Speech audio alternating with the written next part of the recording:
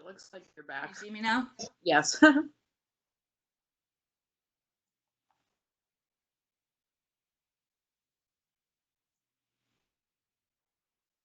right. Well, I tried sharing my screen and that again did not work, but I was trying. Well, I just want to start by saying everybody's doing a really great job working on these papers. I know it's so much harder to do it from home, so really great job on making progress. The goal for this week is mostly to finish up part 6 if you haven't yet. I know a lot of you have already turned that in, but if you haven't, you're going to finish that up. And then also try to make revisions to parts 1 to 5 before we do pure editing. I will post this on Blackboard, make sure it's really clear, but there's now like a peer editing assignment that has all the instructions for how we're going to do the peer editing, including the swap list. So it's called assignment 423, 424. And basically what it says, it lists out 4 steps. Step 1 is to email your paper, parts 1 to 5 only, to your swap partner. And I have the email addresses listed at the end of the assignment. Okay, so you're going to email your paper to your swap partner and me by 11 a.m. on Thursday. And then step 2 is to go through and follow the assignment, which just leads you through like how to do the peer editing and like what to look for. And then step 3 is to email your edits back to your swap partner by Friday at 5, and also then to upload that assignment into Blackboard because the assignment is worth 20 points. Okay, so so basically look for the assignment. It's going to have all those directions, right? So again, the goal is to do the swapping on Thursday. And I also wrote in that document, it'd be great if people could actually try to do it during class time on Thursday. So if we were on campus, that's what we would do in class on Thursday. We literally would just spend the class time doing the editing. The reason I'm encouraging you to try to do the editing during class time and then to jump on WebEx is that a lot of questions usually come up. Peer editing is really helpful for a couple reasons, especially when you get to like these upper level classes. It's helpful to obviously get feedback and see if there's anything that's still unclear or that you could just sort of tighten up with the writing. And your peer editor is going to be using the rubric, which I just want to remind you, the rubric has been posted for a long time. It's in the research paper file. It's the very first document that was posted. It's about 8 pages. And on page 3 of that document are the formatting requirements. And then on page 4 is kind of the rubric, just how the points are going to be allocated. So your partner is going to be using that. So that's going to help you get a better grade, hopefully. And it's also really helpful to see how somebody else tackled this assignment. You might get some ideas. Oh, they talked about, like maybe your paper is just a little bit too short. Oh, they talked about this aspect. I could add that to my paper, that kind of thing. But in that process, you'll also see that maybe your swap partner did something a little bit differently from how you did it, or it could even be a grammar question, but a lot of questions tend to come up during the peer editing. You can certainly ask me by email also, but I'm just kind of suggesting it would be convenient potentially to try to do that during Thursday class time. It would also mean then you're just going to get it done. And then, so if that's possible for you, I realize everyone's schedules are a little different, but if that's possible for you, that could be a great idea. And then, right, the goal is, you know, if you can't get it done on Thursday, you've got till Friday at 5 p.m. So hopefully that gives everybody a big enough window to just read through that paper and give some feedback to their swap partner. I want to also remind you guys that before you turn in the final paper, which is a week from Thursday, so the 30th of April, right, our final class time, that's the due date for the final version of the paper.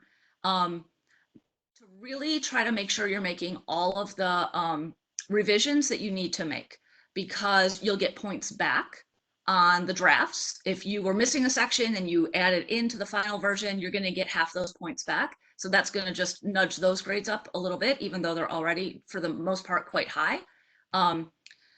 And if you don't do the revisions, if you look in the rubric, there's a penalty for not making any revisions. That's going to be a problem. So there's a carrot and a stick. That's what I'm trying to say about making the revisions. So again, I'm getting lots of questions, which is really good, lots of emails, which is exactly what you should be doing. If you've got questions about any aspect of it, just let me know. Okay, so those are the main points I wanted to make for today. The peer editing is the last assignment. Normally, obviously, we would have some other things going on during class, but I decided not to include those. I've been deleting, some of the normal papers we'd be discussing. I just think it's too much to try to take on for you guys, like with the circumstance. But we're going to just wrap up with the papers and hopefully finish on a really strong note. You guys are doing great. Who's got questions?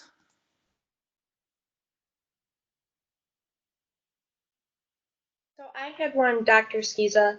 On Thursday, will you be in WebEx like the entire class time for us to help with editing, or should we try to get into WebEx earlier? I'm sorry, I think I only heard the second part. Can you say it one more time? Yeah, sure. So I was just wondering on Thursday if you'll be in the WebEx section for the whole class period.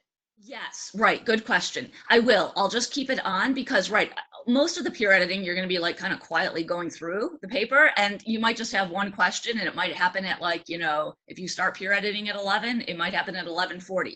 So I'll just be here from 11 to 12:15. So yeah. Okay, thank you. Yeah, good question.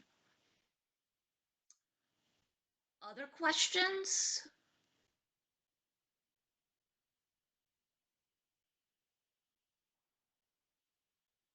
For the peer editing, do we just make comments on the Word document or, okay. Right. Yeah, good question, Jamie. I didn't say this, but there's well, it's really, I guess, two linked parts to it. So yes, you're going to make comments on the document. And for those of you who have not yet used track changes yourself, I kind of put some instructions in there on just like how to get to that in the Word document. So you'll be able to like add little comments or questions the way I've been doing on your papers. But there's also a separate like little, just like kind of worksheet kind of thing that you'll also fill out. So there's kind of two related pieces to it. And that's why I said there's like those 4 steps. I mean, it's not like really 4 big steps, but it includes those 2 pieces. Okay, So thanks. I realize probably no one's looked at that actual assignment yet, which is fine, because I just put it up. And but when you do, if there are any still questions after looking at it, just let me know. I tried to write it as clearly as I could, but you never know. Okay, thanks. Yep, good questions.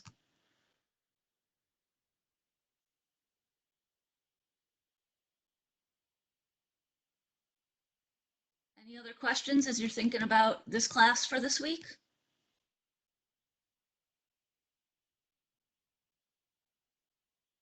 My goal is to get you guys feedback on part 6, your outlines, within the week. So you guys turned them in. Well, I'd say we kind of have some rolling deadlines and that's fine. But for whenever you've turned it in, if you turned it in on Sunday, I'll definitely try to get that feedback to you the latest by Sunday. Some of you will get the I'll just, again, send those emails back with comments as I'm looking at them.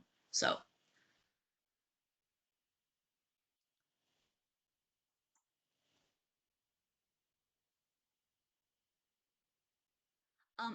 As you can still mull over, and if you have questions, you feel free to ask them. But I have a question for you guys. Do you think, and I'm going to probably send a survey because there's only like 6 of you on right now, and I'm really curious about this because there is a chance that we might still be online in the fall, and I don't know. You never know. I mean, this pandemic has really, I think, changed how we understand our world in a lot of ways. I mean, mostly it's really kind of crummy right now to have to go through what we're going through. But these kinds of viruses, I mean, as biologists, we understand there's a lot of viruses. I just saw an article that some scientists discovered like 6 new coronaviruses in bats. I mean, not that they're circulating, but just in the bats themselves. We know there's a lot of viruses. This could happen again. This very same virus may just linger and, what do they call it? Like, right, how it may emerge, like we might be like on this roller coaster model. I guess what I'm saying is I feel like faculty need to maybe be a little better prepared for the future of like being able to shift to online. And so my question is, should we try to, if like for this kind of class, should we try to do more synchronous things? Like how would that work for you, or what do you think about how we've done it?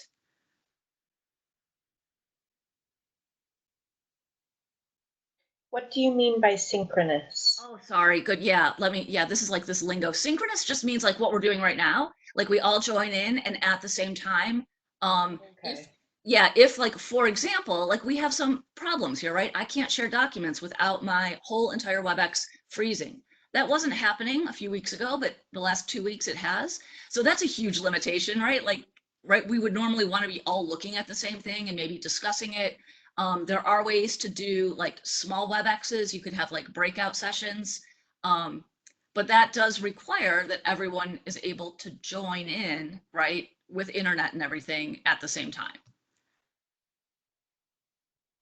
One thing that I know that we've done in other classes is because we all have CMIT emails, we all have Microsoft Teams, which is another thing that works really well. Um, but I think, I mean, as long as you keep posting your narrated videos on YouTube of going through the PowerPoints, that's what's really helped me the most when we've been online. Hey, Emily, can you tell me more about Microsoft Teams? Like, does it do this sort of thing, or how are you using it? Yeah, so Microsoft Teams is like Zoom or WebEx, but you access it through your CMIT email, and then it also allows you to like share documents with everyone, and have a chat bar on the side as well. So it's kind of like this, but it's linked specifically to our emails, and so you can also like track attendance and stuff like that on it too, I think. Okay. Just so Interesting. you can see like who, like how many people you had on each section and like if anyone's missed a couple in a row or something like that. Uh-huh. Okay. Well, that's a great tip. Other thoughts about the whole, like, trying to get everybody together to like, the synchronous thing that we're doing right now? Would more of that be better or not better? I really like the setup that you have right now, but if you like thinking back to what we did earlier in class, like in person, if you um, because I wouldn't want people to miss out on all of those papers and things because those are very informative and they basically framed this entire class.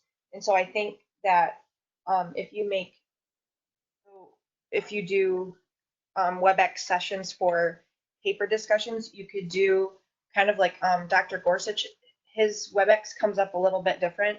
And so we all have a main room where he'll share his information and stuff, and he can share like the beginning announcements and whatever. And then we'll split into our breakout rooms Mhm. with our teams, and we'll just go through some like application questions.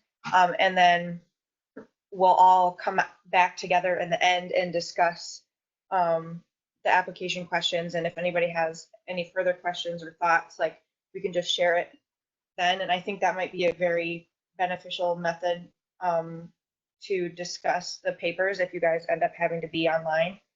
Um, Yeah. it's not quite a jigsaw, but it kind of could be, I guess. I don't know. Right. No, I think the whole great thing about those active learning classrooms is having, your team at your table, right? Where you can like really chat with each other. And I think that's one thing um, that we're really missing. I mean, I'm not sure how much you guys are talking with each other. Maybe some of you are, maybe some of you aren't. Um, but to me, like that kind of bums me out, right? Like that we're missing that part of it. I mean, it's it's like the community part of it, you know? And I think that's really important for learning. Definitely, well, if we do end up being online, I won't be teaching this class in the fall. I teach it most every spring, but I usually teach intro genetics in the fall. So that'll be a whole different kettle of fish, right? Like a much bigger class. But they're doing Boy. it, yeah, they're doing it right now. So I'll be able to get some tips from the people teaching it right now. But we will have like summer to plan a little bit better, like in contrast to this, right? You guys didn't get a chance to really plan and prepare for this kind of whole setup, and neither did we. So that's why I'm kind of asking for feedback and like what other tools have been really helpful in other classes, or you know what works and what doesn't work, because um, obviously in any one of your classes, it's not like the only way to do it. There's a lot of ways to do this. I really liked your PowerPoint like YouTube narrations. Those are helpful. Dr. Dykstra, I have him for neurophysiology. He does like Panopto um, lectures. So like it shares his screen, but it also shares him talking, and he can like draw on the screen and stuff while he's going through. So if you ever have a problem with the YouTube PowerPoints or something like it crashes or something, you could try Panopto, which I think you should get free through the university. Yep, Um, yep. he's uses those, and then you're like we watch the videos and then we do assignments on them and turn them in on Blackboard, or we'll take quizzes on Blackboard. And so his is a lecture based class, not active learning. So that's kind of how he set it up. But it's very helpful for us to have something to do every day and then stay on track. Yeah, that sounds good. And I like that idea of being able to draw, right? Because like, I mean, sometimes, right, I hop on the visualizer to like, you know, draw pictures and things like that. Or yeah, PowerPoints are a little bit static. For intro genetics, I had Dr. Gorsuch. He always had recorded lectures online, like he would do it on a whiteboard. Yeah. When we came into class, we would do like our quiz. So I don't know if you could just get access if you had to in the fall of his videos, and then like, I don't know, then you wouldn't have to remake them or something, but those were really helpful for me anyway, just because I could go back to them and like try to really understand the concept before an exam if I kind of forgot exactly which transcription factor or whatever like was Right. um Right. used at that point. So Yeah, we all work kind of as a team. So everybody who teaches 211, so Dr. Steinhild and Dr. Gorsuch, and then myself, and then Dr. Karp is going to actually be teaching it for the first time this fall. So we all kind of share materials a lot of the time. Um, so yeah, I will definitely be chatting with him more, especially if we're online.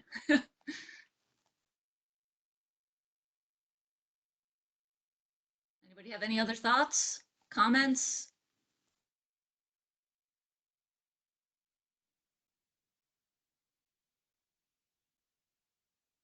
questions?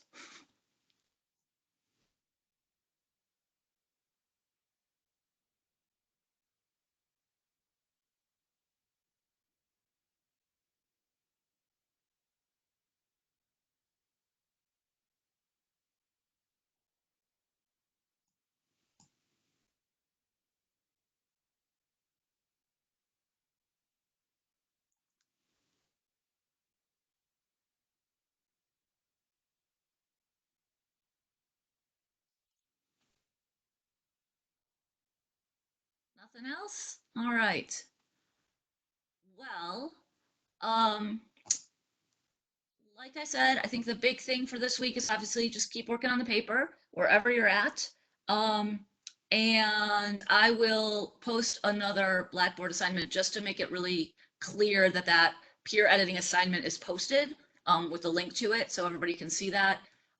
You can go to it right now. It's there under assignments, and it'll be the last one. And let me know if there's questions before Thursday, like if you're not sure what to do, or on Thursday when we hop on at 11, if there's, you know, questions about the process or anything, we can take care of those right away. I'll plan to stay on WebEx for the whole time Thursday, so that if questions come up regarding peer editing, we can kind of answer those in real time. But otherwise, email always works as well. Okay. Really quickly, I just had another question. I know we talked about this in a prior WebEx, but for um, the people that are graduate students doing presentations, I'm not obviously, but like, do we need to log in at a certain place or time to make comments on those presentations? Like, should we planning for something during finals week still? Good question. So I actually there are 3 students in that position, and I gave them the option because of our circumstances I mean, the idea of like presenting to the class, I really like because I actually think it's so great to hear about like another human disease, and like you just learn so much and it's usually really interesting. So I think everyone really benefits from hearing those presentations. When this class used to be smaller, I used to have everybody do a presentation, but now it's too big. We don't have time for everybody to do that. Anyway, so I'm a fan of the presentations, obviously. However, with this circumstance, I didn't want to make it too difficult on anybody. And again, like, right, we can't do it really live. I don't think that's really fair to expect because we didn't plan for this to be an online class. So at any rate, I gave them a choice. They can either do a narrated PowerPoint or whatever kind of video, using whatever tools they know how to use, like I've been doing, and do a YouTube link.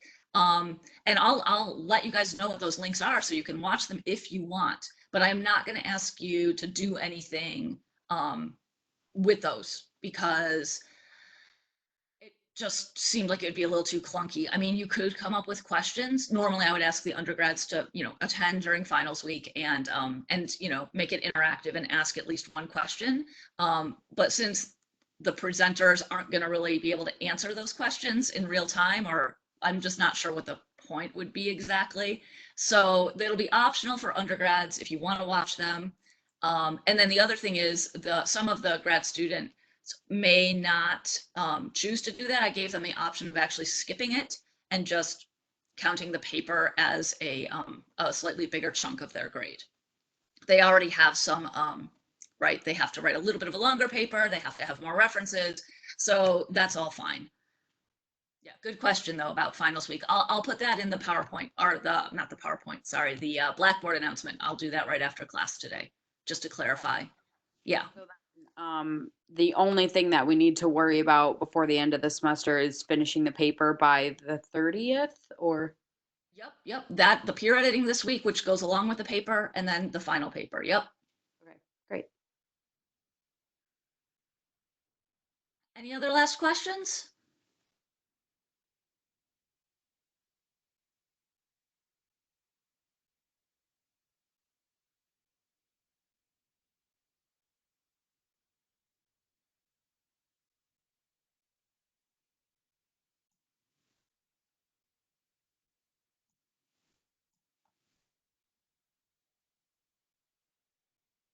All right. Well, I'm not seeing any, or hearing any, so I will we can close out. So have a good day, and you can look for those Blackboard announcements. I hope everything's going well in your other classes. Hang in there. Or, I said this to another student, but in any regular semester, this point is always kind of hairy, right? There's always a lot to do at the end of spring semester, and everyone's pretty darn exhausted. And I think that's even more true this semester. So you guys are doing great. Hang in there. You can do it. That's my cheerleading speech for the day. And I'll see you guys on Thursday.